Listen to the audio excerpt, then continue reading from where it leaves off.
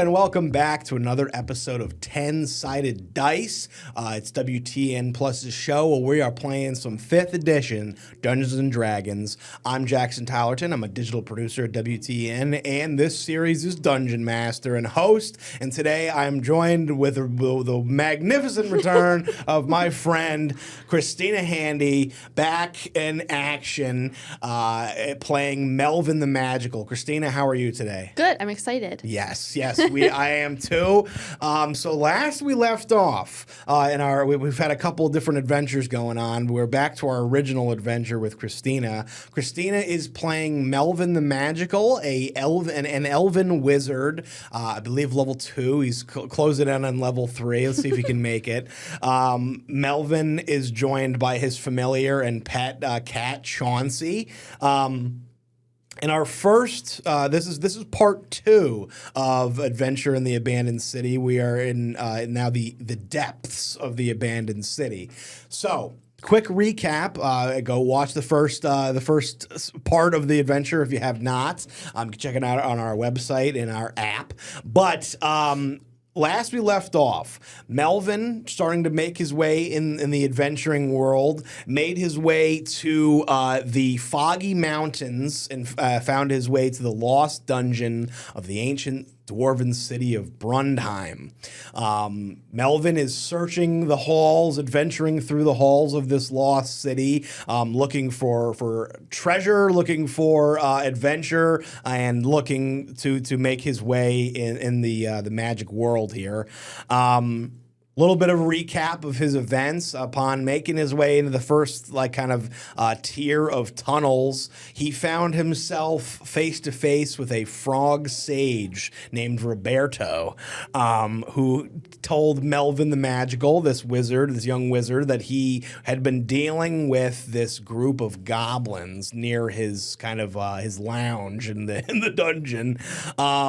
And asked Melvin to take care of them. And in exchange, he would kind of give him some insights and a little bit of treasure as well. I believe he gave him a little bit of gold for his trouble. Melvin and Roberto kind of had like a little bit of mistrust between the two of them. But Melvin He was shady. It was Shady Toad in the cave. Melvin did some searching and found this chamber with these 2 goblins that had been bothering Roberto the Sage. Melvin had to make his way around a couple of traps to get there. I believe a dart arrow flew past his face, snipped his hair, but left him otherwise unharmed. The 2 goblins that Melvin found himself at odds with were named Curtis and Burtis. And I believe Curtis was defeated in the initial bout with Melvin. I believe some magic missiles flew out from Melvin and struck down Curtis. Burtis, the other goblin, ended up running away, leading to Melvin searching the room where these goblins had been staying in and finding, most importantly, a large ruby stone that was emanating this magic energy that most importantly was kind of pulling Melvin in certain directions. It would kind of pulse when Melvin found himself going the direction the stone wanted him to, and it would kind of stop pulsing when he went in the opposite direction. So curious with this magic item and looking for more adventure in the halls, Melvin continued along the Ruby's path, where he found himself entering a large chasm where he could see the mountains expand underground, and they could see further and further with this ancient dwarven city that has been long abandoned,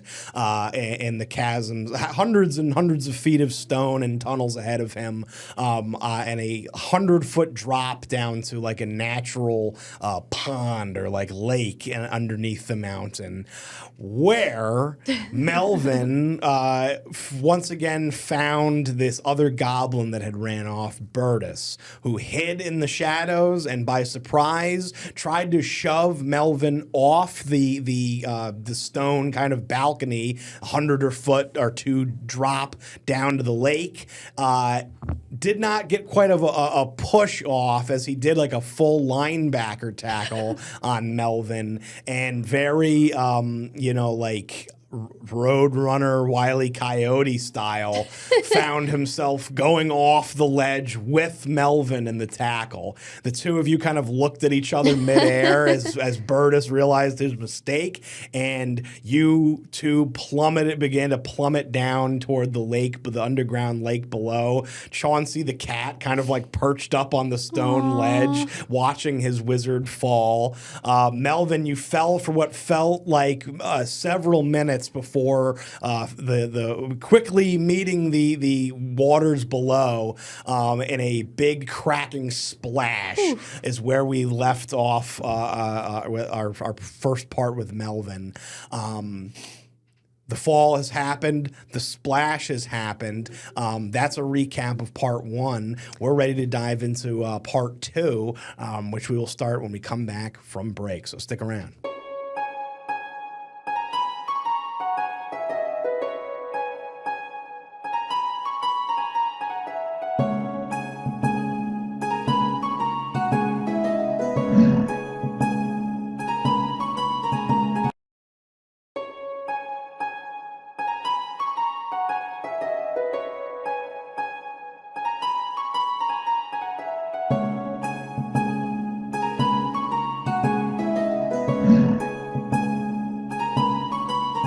Hello, and we are back. So we're diving into part two of Adventure in the Abandoned City. This is in the depths of the abandoned city. So Melvin, the fall happened. You hit the water hard. I feel like I must be dead. Adventure over. You feel this smack of water, and it certainly does not feel like a soft, jump into the swimming pool. You do take 3 points of I guess we'll call it bludgeoning damage from the impact of the water, but you find yourself still conscious, your eyes kind of open underneath. You're not sure whether or not you may have passed out for a couple of minutes in the fall, in the smack. But you find yourself coming to. You're able to. You're wearing long wizard robes and a wizard hat. Not super mobile in the water, but you are able to surface yourself. You feel like your hat saturated and dripping. You come to the top of the water and you can see this surrounding stone around the lake. What would you like to do? Are there any stones jutting out of the lake? Is there anything for me to hang on to? Yeah, you see, it's kind of it's not moving too much. You'll have to swim to one of the shores nearby, but it's not too far away. Maybe 20, 30 feet from where you are. Might be a little difficult in your wet robes, but you don't really have many other options. I think honestly I might shirk off my robe and just swim for it. Okay, all right. I love it. You kind of slide your robe off, your wizard hat. Do you keep the hat or you let that go too? I'll keep it. Why not? Okay, yeah. You kind of let what you can go of your robes in the water. I won't even have you roll an athletics check. You're able to, you're a grown man. You're able to swim enough to the shore unbothered by the wet robes. You kind of readjust to this soaking, dripping wizard hat as you kind of get to this shore. The thing you notice, let's roll some dice. Why don't you go ahead and roll me? This is gonna be a perception check. Okay. Gonna add your roll your d20. 16 on the die, gorgeous. And what is the number next to your perception? My perception. Which one is that again? It's the skills should be next to the ability scores on the left. To the left. Oh, there it is. 3. 3. Okay, so 19 total perception. Huge. Very nice. I think falling to almost your death and then waking up in the cold waters below, quite a way to shock somebody awake and alert. So he's certainly perceptive. Here's the thing that Melvin notices right away.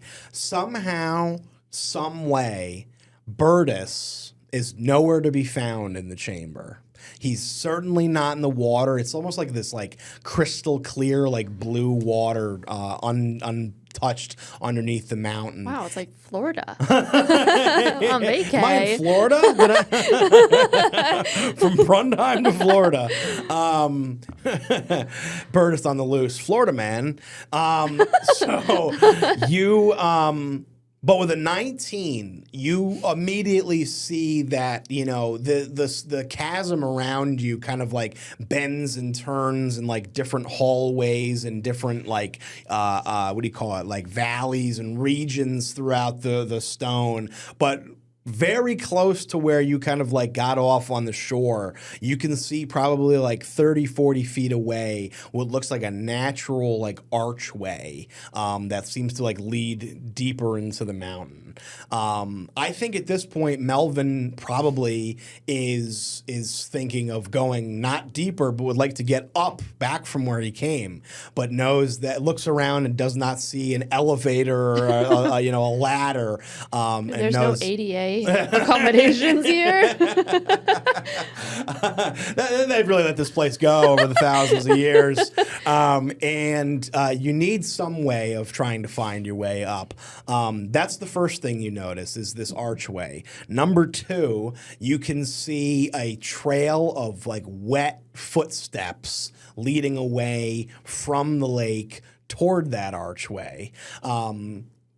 Thirdly, and most importantly, I've said most importantly like 4 times now, but a lot of important stuff. One of the things you notice with your 19 perception check, you kind of like, you've let your robe go, but you made sure to gather what belongings you can. I believe he has a wand, had that on him. You kind of like pat yourself for the rest of your belongings, your bags, your satchels, or whatever. The red ruby is nowhere to be found. The fourth and final thing you notice with your perception, as you were kind of like sitting here, dripping wet from the fall, lacking a robe and lacking your newfound magic ruby, and seeing this water trail of what might be Burtis ahead, you hear a magic like little like warping sound that turns into like a pop. And you hear next to you, meow, and you turn, and like the sound of this pop and this like little puff of magic and your magic familiar Chauncey just reappears next to you, unexplained to you. I was so worried about him. My next move was going to be to go back to Chauncey somehow and find Chauncey.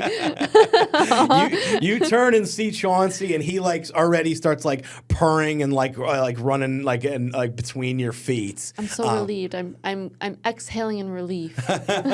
And as he like you drip on him once, and Chauncey's like, meh, and like kind of like skitters a couple feet away from you. What would you like to do, Melvin?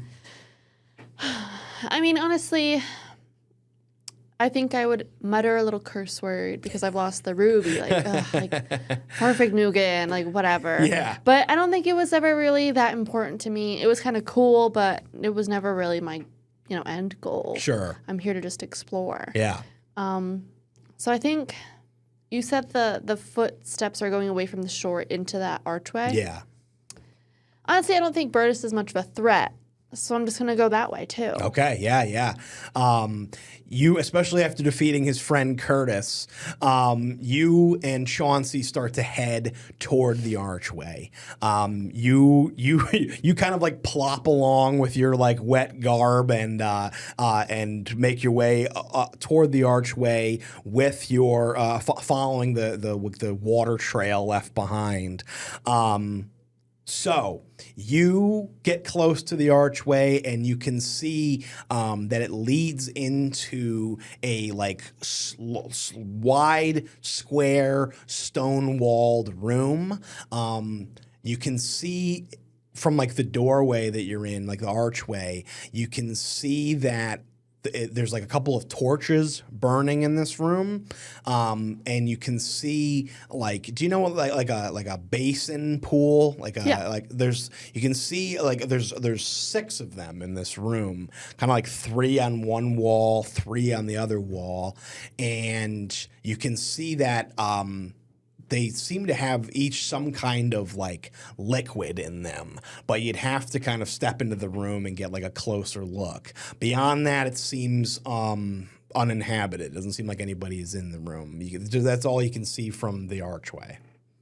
I mean, I think I'll just go right in there. Okay. You stride in, you make your way into the room. You're positive now nobody else is in the room, but you also are sure that the water trail leads through this room too. You get in and you see that there's the hallway you come in from, and then the room that you're in now with the basins has 2 hallways that lead out, one to the left, one to the right. You see these 6 like pools of liquid in the room, and I'll describe those a little more once we come back from our second break.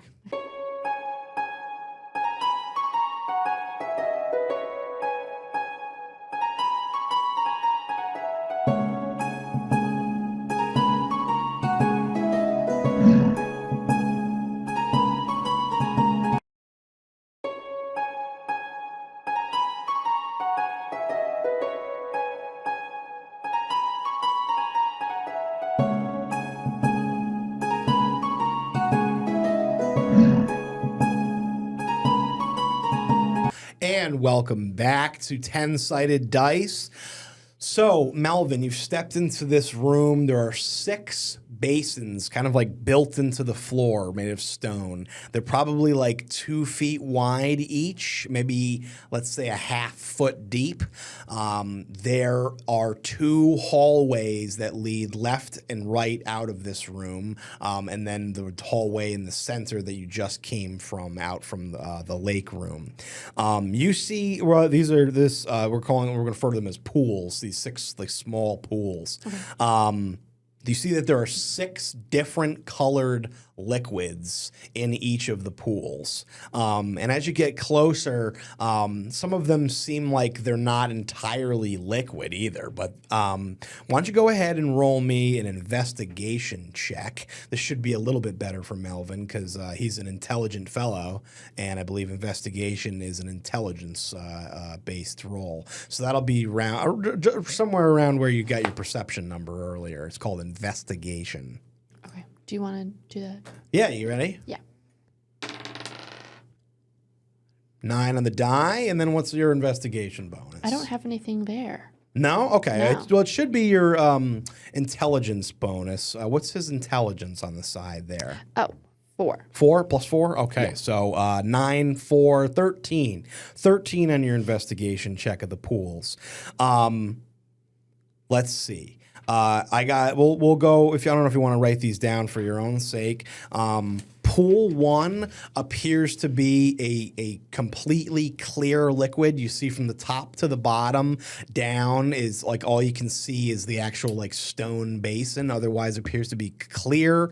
Does not appear to be an odor to it either. Pool 2 has this like bubbling yellow liquid. It's like it almost looks like a dark like a Mountain Dew, like this bubbling yellow fizzy liquid that is just sitting. You kind of like put your hand over it and it seems like cold. Oh my god, it's a pool ball blast.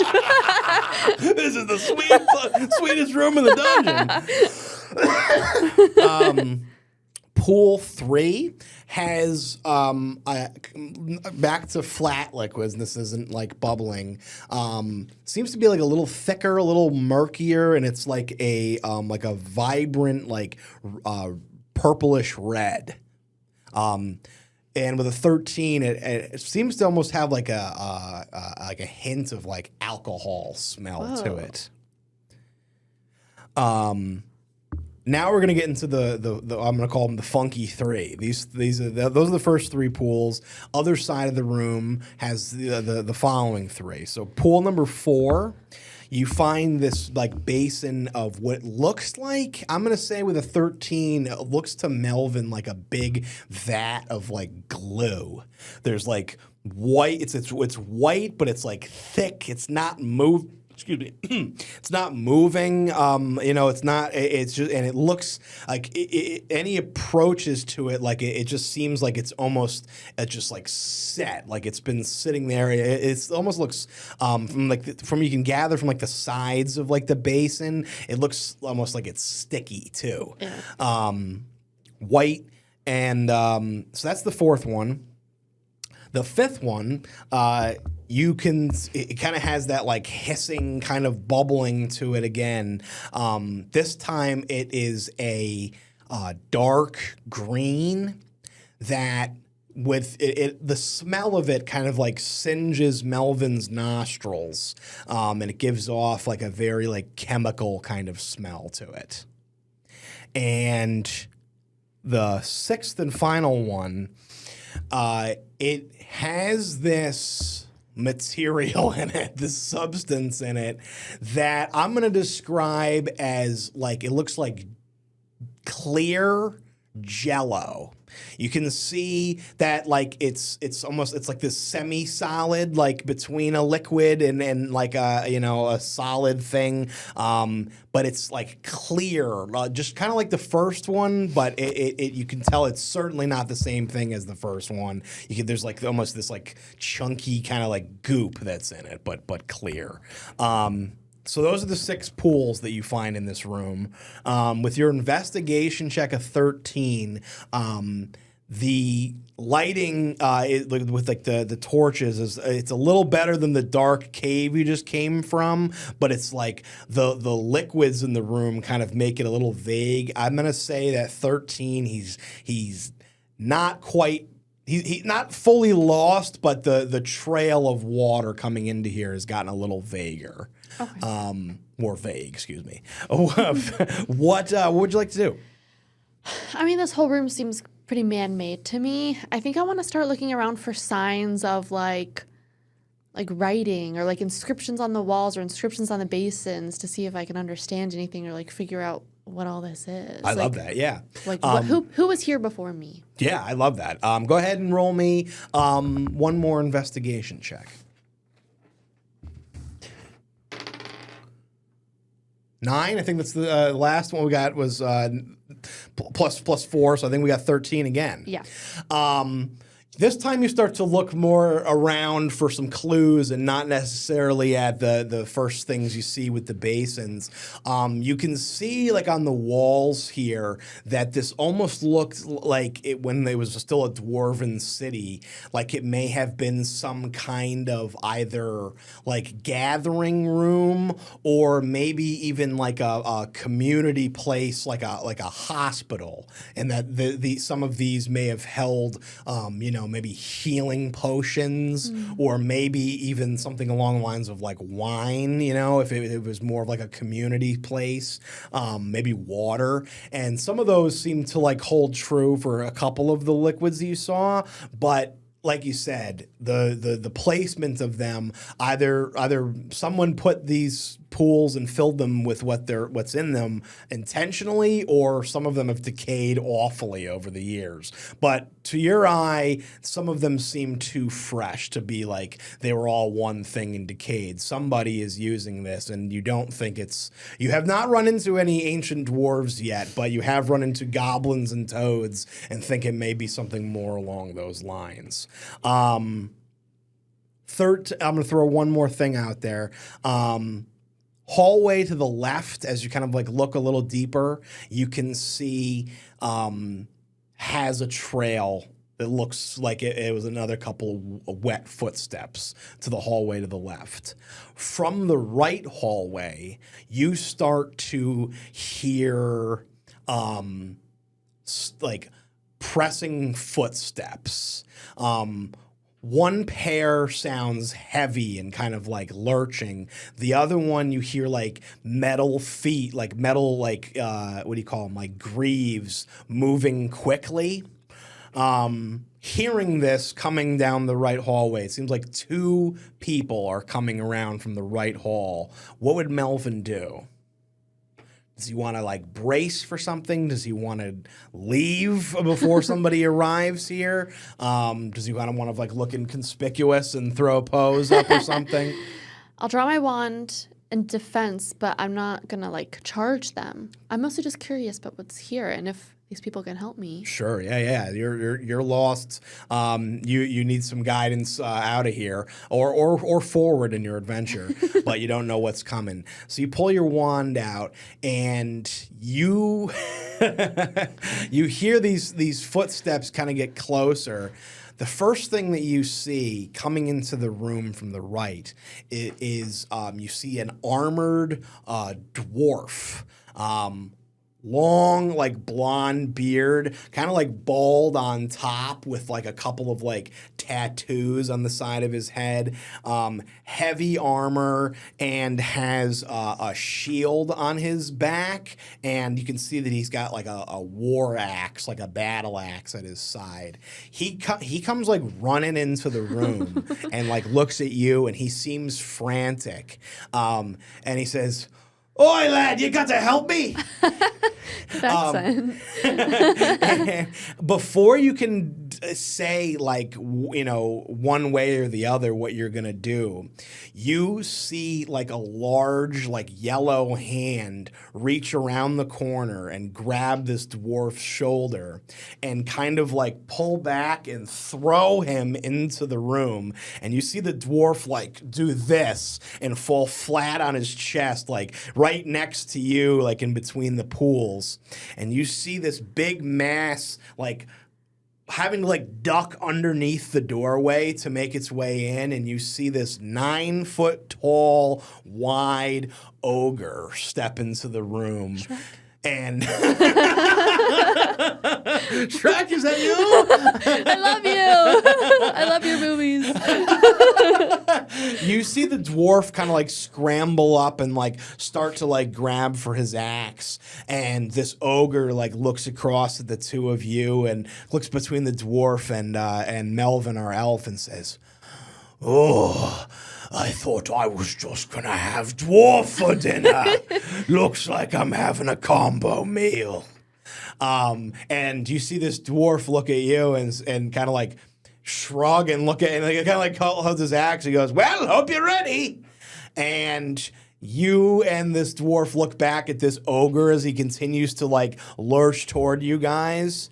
And that's where we're going to leave off for our first episode back. This has been the first session of part 2 of Adventure in the Abandoned City. We are in the depths now. Melvin making his way through the dungeon, leaving off on a cliffhanger as he and this stranger dwarf are now set to face off against this lurking ogre making his way into the room of pools. Kristina, thanks so much for joining me. Thanks for having me. Thank you all for tuning in on 10-Sided Dice, and we will see you next time.